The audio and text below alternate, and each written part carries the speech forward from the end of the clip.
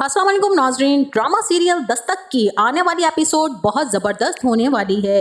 जैसा कि अनीका की तबीयत कुछ अरसे से ठीक नहीं थी और उसे स्ट्रेस डिप्रेशन के साथ साथ मोइस की जुदाई और फिरोज के रवैये ने बीमार कर दिया था कि ये बीमारी बढ़ते बढ़ते अचानक कैंसर जैसे मर्ज में तब्दील हो गई। अनीका को कैंसर डायग्नोज होने का जैसे ही फिरोज को पता चला और डॉक्टर ने फिरोज को सारी सूरत हाल से आगाह भी कर दिया है।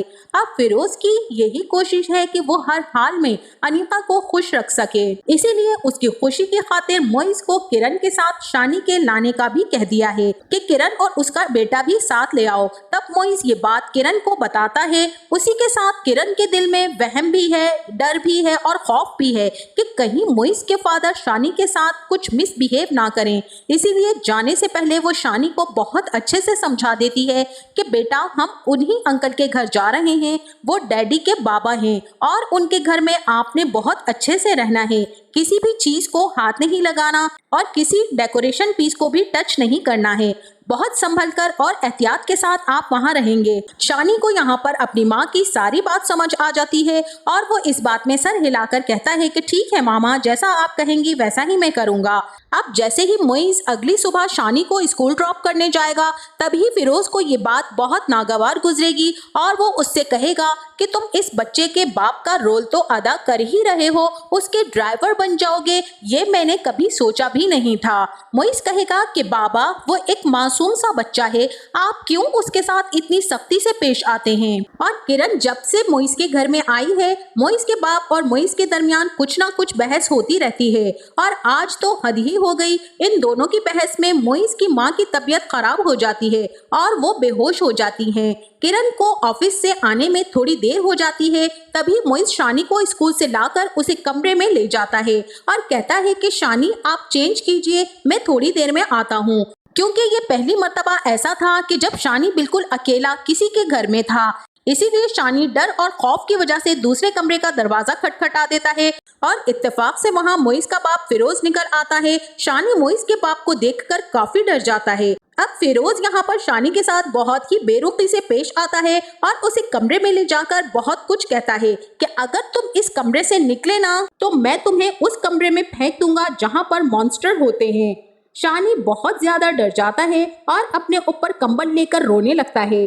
थोड़ी देर के बाद जब मोइस कमरे में आता है और शानी को इस हालत में देखता है तो वो शानी से पूछता है कि बेटा, क्या हुआ, तुम इतना डरे और सहमे हुए क्यों हो, क्या हुआ शानी, कोई बात है तो मुझे सच सच बताओ। अब यहाँ पर शानी मोइस को सब कुछ सच सच बता देता है कि आपके डैडी आए थे और उन्होंने मुझे कहा कि अगर मैंने इस कमरे से बाहर पाँव भी रखा तो वो मुझे मॉन्स्टर के रूम में फेंक देंगे। अब मोइस को अपने बाप पर बहुत गुस्सा आता है, लेकिन वो यहाँ पर शानी को समझाता है और कहता है कि डैडी मजाक कर रहे थे, वो आपसे प्यार करते हैं, आप परेशान मत हो, मामा आने वाली हैं, उन्होंने मुझे फोन किया है।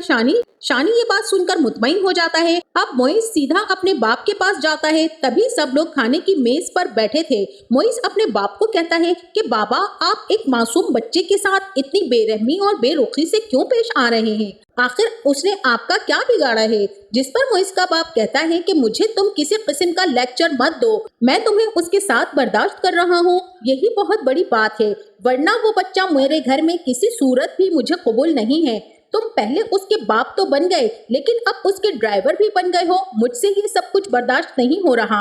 अब मोइस कहता है कि बाबा, आप उसे मॉन्स्टर से डरा रहे थे, ये ना हो कि कहीं उसके लिए मॉन्स्टर आप ही बन जाए। अब मोइस का बाप तो बहुत ही गुस्से में आ जाता है और कहता है कि मोइस, तुम्हारी हिम्मत कैसे हुई मुझे मॉन्स्टर कहने की, इस बच्चे के लिए तुम अपने बाप के साथ बदतमीजी कर रहे हो और उसे मॉन्स्टर कह रहे हो। ये सब कुछ देखकर मोइस की माँ की तो तबीयत बहुत ही ज्यादा खराब हो जाती है और वो बेहोश हो जाती हैं। इतनी ही देर में ये सारी बातें किरण भी सुन लेती है। किरण भागती हुई अपने बच्चे के पास आती है और शानी को देखकर वो भी फूट फूट कर रोने लगती है, क्योंकि शानी डर की वजह से अपने आप को कंबल में लपेटा हुआ रोए चले जा रहा था।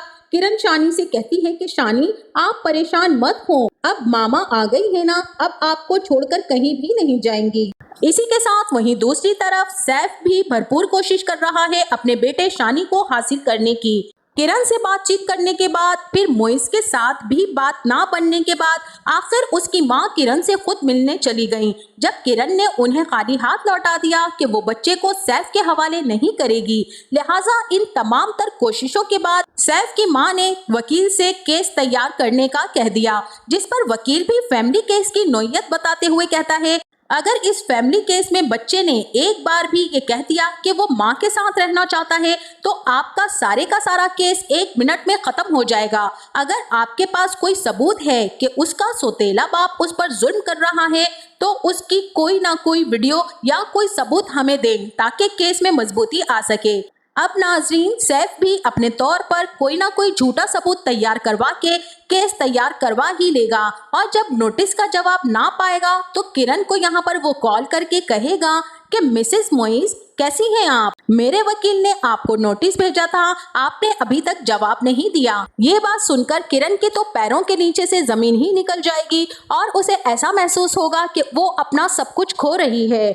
तो नाजरीन, आपका क्या ख्याल है? क्या किरण शानी को सैफ के हवाले कर देगी या फिर अदालत तक जाएगी? और क्या फिरोज मोइस के साथ साथ अपनी बीवी अनीका को भी बहुत जल्द खोने वाला है, जिसके बाद वो बिल्कुल अकेला और तनतनहा रह जाएगा? क्योंकि जिस तरह से फिरोज का रवैया है तो मुझे नहीं लगता कि मोइस और किरण मजीद यहाँ पर रह पाएंगे। आपका इस बारे में क्या ख्याल है? कमेंट सेक्शन में अपनी राय का इजहार जरूर कीजिएगा। जाते जाते वीडियो को लाइक और चैनल को सब्सक्राइब करना ना भूलिएगा। अपना बहुत सारा ख्याल रखिएगा। मिलते हैं नेक्स्ट वीडियो में, तब तक के लिए अल्लाह हाफिज।